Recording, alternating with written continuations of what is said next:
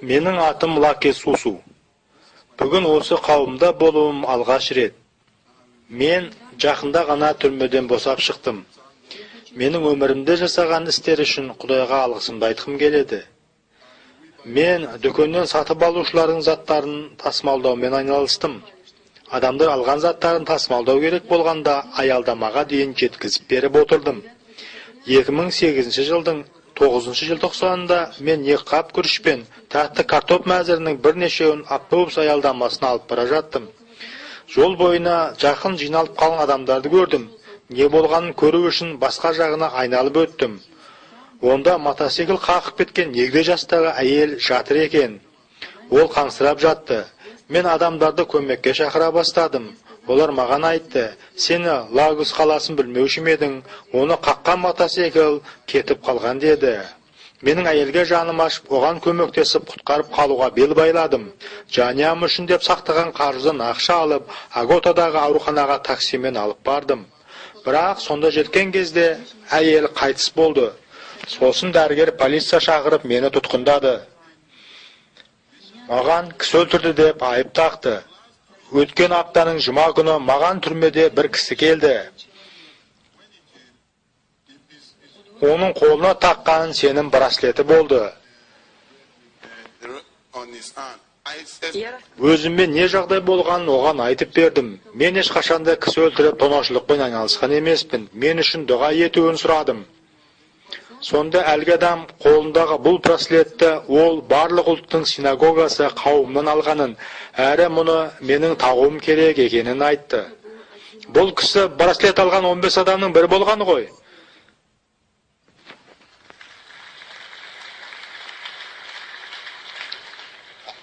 Сіздер байқасаңыздар, ізгі хабаршылар әрдайым тағып алып, осымен дұға етеді. Біз мұны сенім браслеті деп атадық. Бұл сіздің сеніміңіздің есебі үшін. Мен осында болмаған кезде мен осымен босамас едім. Егер көлікте болсам, сіздер сияқты осында отырсам, мен осыдан босамас едім. Көріп отырғандарыңыздай, әзірге сіздермен әңгімелесіп тұрғанда, мендегі құдайлық болмыс әрқашанда бос емес. Әзірге Жошуа мырза сіздермен сұхбатта болғанда, оның құдайлық болмысы қашанда сенім есебімен айналысуда. Өйткені сенімді тоқтап қалу, бұл Құдайда тоқтап қалу. Сол уақытта мен Икойдағы ең қатал түрмеде отырдым. Сосын мені басқа жерге ауыстырды. Бұл сотты күткен тонаумен айналысы деп күдікке ілінгендерді ұстайтын жер еді.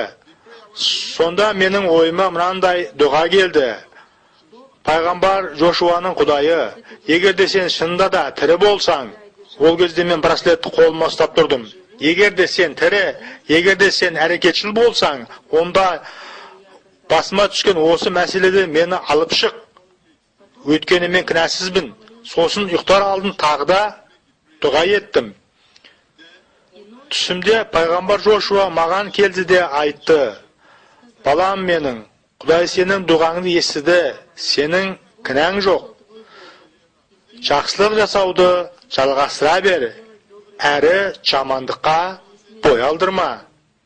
Келесі күні сен үйіңде боласың." Бұл сейсенбіден сәрсенбіге қараған түні болатын.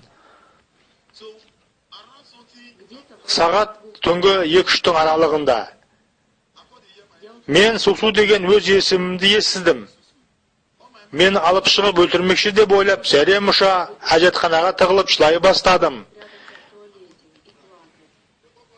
Мені тысқа алып шығып, ешнәрсе үшінде жауап беруге тиісті емес екенімді айтты. Эммануэль.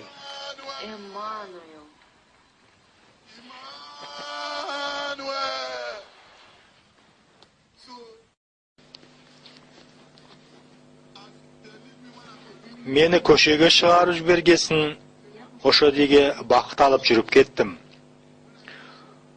Онда бір әйелге өзіммен болған жайды айтып бердім. Ол маған 150 найра берді. Осы ақшаға мен бүгін таңертең осында келіп жеттім. Осында келгенде үстімде түрме киімі болды. Бұл киім әлі өзімен бірге мына пакетте тұр. Мені қауымға кіргізуін сұрап едім, бірақ жібермеді. Мен үсті жабық жиналатын орынға баруыма бола ма деп сұрадым, бірақ ол жаққа да өтуіме рұқсат бермеді.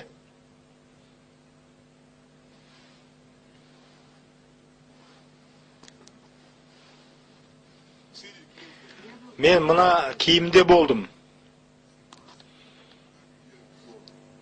Әрі мына аяқ киімде болған едім. Мені осы түрімде кіруге мүмкіндік бермеді. Мен қызыл қақпа алдына бара отыра кеттім де жылай бастадым. Сонда бір бауыр қасыма келіп, неге жылап отырғанымды сұрады. Мен оған бәрін айтып бердім. Ол мені өзімен бірге жүруге шақырды. Мені қызыл қақпа арқылы өткізіп, қолыма сабын мен су беріп, жылауды доғарып, жуынып ал деді де, жуынар орынға алып барды. Жуынып болып, киімімді қайта киюге оқталғанда, әлгі бауыр киінбей жуыну орнында күте тұруымды сұрады. Ол 15 минут өткесін қайтып келді. Ол маған жаңа шалбар, көйлек, аяқ киім сатып алып берді. Дәл сол адам ба? Иә. Ал сіз бұл адамды білесіз бе? Жоқ. Ал егер көрсеңіз таныр ма едіңіз? Иә, танимын. Онда барып тауып келіңіз оны. Әлгі адам маған тағы да 500 найра берді. Қазір бұл ақша өзімен бірге. Ол маған қалтаңа салып ал, өзіңде ақша болсын, егерде өзіңе бірдеңе сатып алмақ болсаң деді.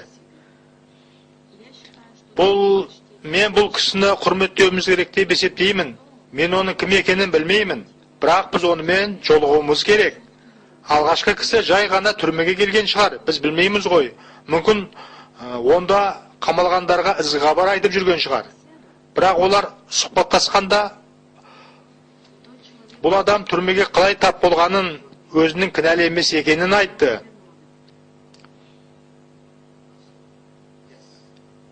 Әлгі кісі өзінің браслетін алып, онымен бірге оның азат болу үшін дұға еткісі келетінін айтты. Құдай билік иелеріне оның мұнда қалай тап болғанын ашсын деп. Сол арқылы олар шындықты білген кезде мұны азат етсін деп. Ол браслетін алып, онымен бірге дұға етті. Әрі сол түні-ақ дұғадан кейін ол аян көрді. Онда бір адам оған келіп, оның азат болатынын жеткізді. Келесі күні билік иелері оны қоя берді. Ол қалай шықты? Бірден осында келді куәлік ету үшін. Әлгі кісі бұған браслет берген, кетіп қалған. Мен бұл кісінің барлық жерде адамдарды азат етіп жүретінін білемін. Мүмкін бұл кісі бізді Эммануэльден көріп отырған шығар қазір. Қазір барып екінші адам тауып келе аласыз ба? Әлгі адамды тауып келуіне шығарып салыңдар. Ал бұл адамды білмейтінін айтты, бірақ көрсе танимын деді. Сіздер қайырымды самариялықтың үлгісін көрдіңіздер. Егерде Құдай сіздегі жағдайға көңіл бөлген болса, онда бұл жағдай сізді өлтірмейді. Бірақ дайындайды сізді. Егерде Құдай сіздегі мәселені білген болса, сіздің мәселеңіз сізді құртып жібермейді, бірақ дайындайды сізді. Сіздің мәселеңіз тұтқындалу болмаса, кез келген басқа сынақ болуы мүмкін. Мұндай жағдайлар тек сіздің Құдайға деген құлшынысыңыз бен ұмтылысыңызды күшейту үшін ғана орын алуы мүмкін өміріңізден. Егерде Құдай ғана назар аударып, басқа кім болса да әлді назар аудармауы, бұл ештеңені білдірмейді. Осыны көршіңізге айтыңыз.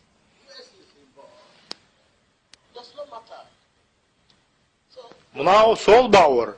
Жақсы істі жалғастыра беріңіз.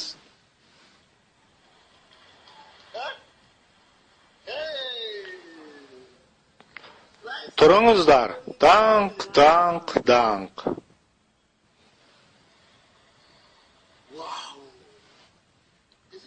Бұл сол бауыр ма? Құдайға шүкір.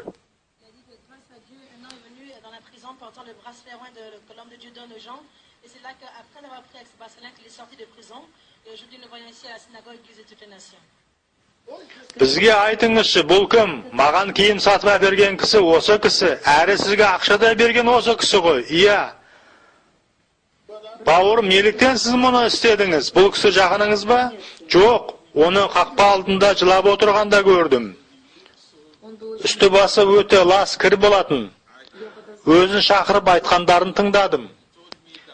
Ол өткен аптада түрмеден босап шыққанын айтты. Өзін сыртқы кейпіне қарап, оны қауымға кіргізбепті. Мен оған соңынан ер дедім. Жуынатын орынға алып барып, қолына сабын, киім бердім.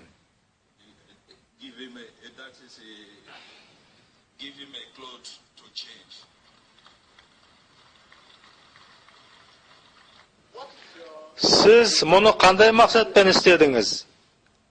Біз сізден үлгі алуымыз керек емес пе?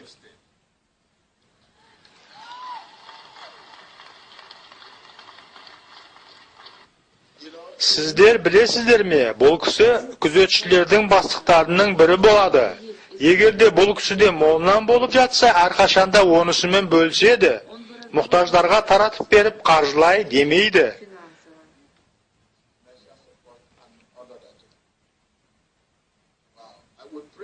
Сіз қашанда осылай әрекет жасасын деп мен дұға етемін.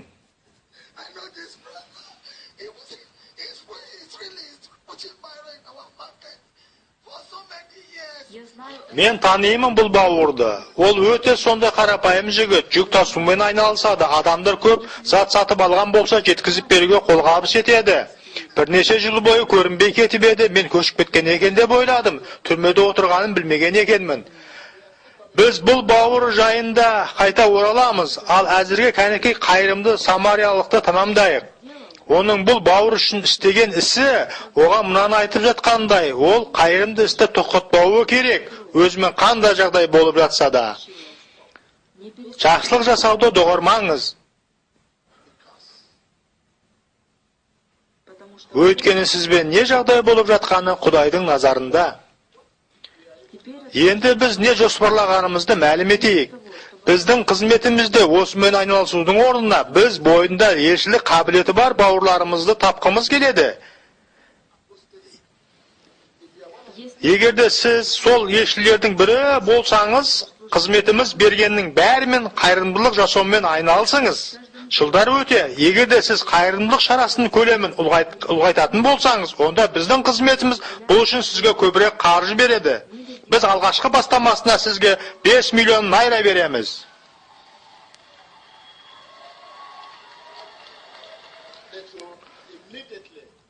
Бұл бауыр күзетші болып істегенінің арқасында көптеген мұқтаж адамдарды көреді. Бірі ішке кіре алмаса, бірі тіпті қақпа алдында отырады. Біреулері сауып кеткеннен кейін үйлеріне жетуге ақшасы болмай қалады. Бұлардың барлығының бізбен байланысуға жағдайға қарай мүмкіндіктері жоқ. Ал күзетші әрқашанда сонда әрі ол тез көмек бере алады. Бүкіл әлем көретін болсын.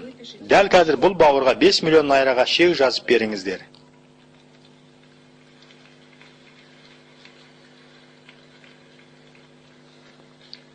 Тек бұл ғана емес. Сіз жақсылық жасайсыз, ал өзіңіз қай жерде тұрасыз?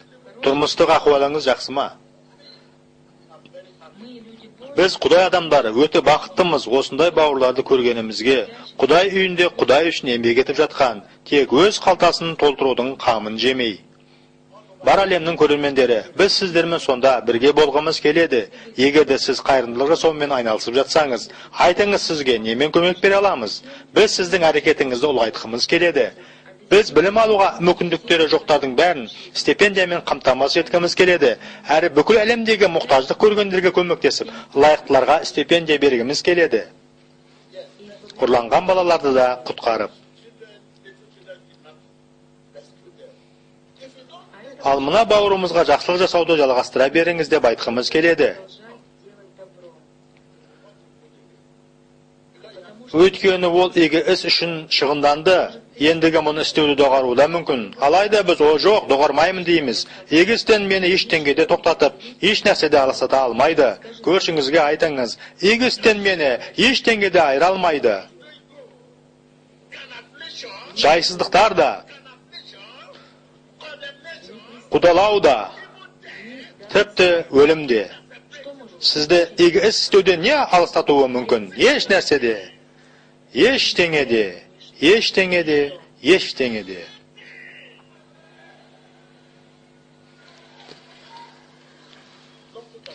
Ештеңеде айыра алмайды мені, өйткені Иса барлық уақытта да рахымды. Сонымен, бауырым, жақсылық жасауды жалғастыра беріңіз. Түнел үңгірдің ақыр соңынан сіз жарықты көрмейінше. Мұны көршіңізге айтыңыз.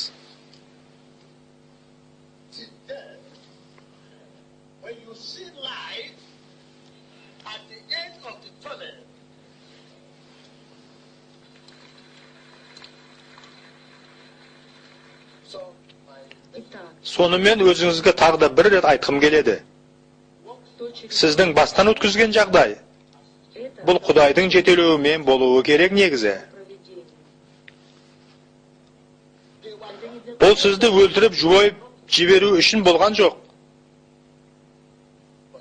Сізді дайындау үшін болды. Қараңыз, бүгін сіз қайда тұрсыз?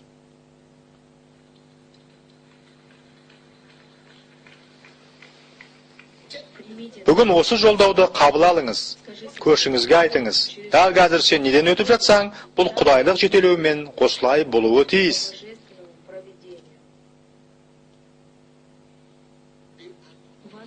Бұл сізді өлтірмейді, әрі жойып жібермейді. Бірақ алдыңғы уақытта болатын шақыртуларға дайындайды сізді.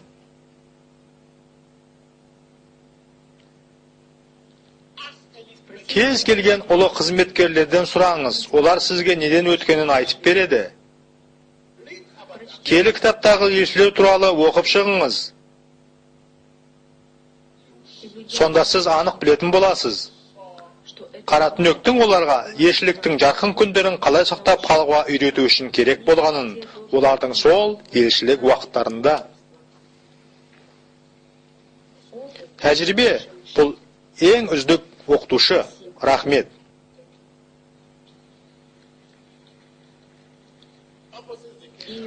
Және керісінше болған қарама-қайшылық сіздер ойлағандай емес. Мені түрмеде болып келгенде жарылқайды деп күттіңіздер. Ал мен болсам қайырымды Самариялыққа қаржы бердім. Бұл нені білдіреді? Мұның білдірері бір нәрселерді атқарып шығуымыз керек. Яғни бұл бауырға әлі де бір нәрселерден өтуі керек. Ол өзі күткен тыныштықты иемденбей тұрып. Мен де ол сияқты бұрындары қол арбамен жүк тасыдым. Мен де ол айтып жатқан сондай дүкендерде болдым. Мен жайындағы деректерді оқығандар біледі, менің осылардың барлығының арасында болғанымды.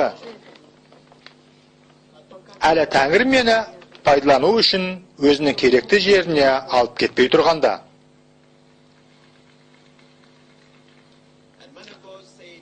Құдай адамы тікілей еперде осы кісіне 5 миллион найра шегімен жарылқайтынына уәде берді. Оны игі істерінде демеу үшін. Киелі кітап айтады, қайырымдылық пен әділдік бір-біріне саймасай деп. Бауырымыздың қолына уәде етілген сумманы бере отырып, ары қарай мұқтаждық көргендерге игісін жалғастыра берсін деп жігерлендіреміз. Рахмет, Иса. Бауыр, мен мына шекті сізге пайғамбардың атына береміз, сіздің игі істеріңізде демеу үшін. 5 миллион найра. Тәңірге мадақ. Менің аты жөнім Шукус Нубагу. Мен барлық ұлттың синагогасы қауымының күзет бөліміненмін. Мен Құдай адамы үшін, Құдайға алғыс айтамын, қайырымдылық үшін берген 5 миллиондық шегі үшін. Мен бұны еш күткен жоқпын. Мен жай ғана атқаруға тиісті ісімді атқардым. Осыншама жарылқау бүгін менің өміріме келді деп тіптен ойлағанда жоқпын. Мен Құдайға алғыс айтамын.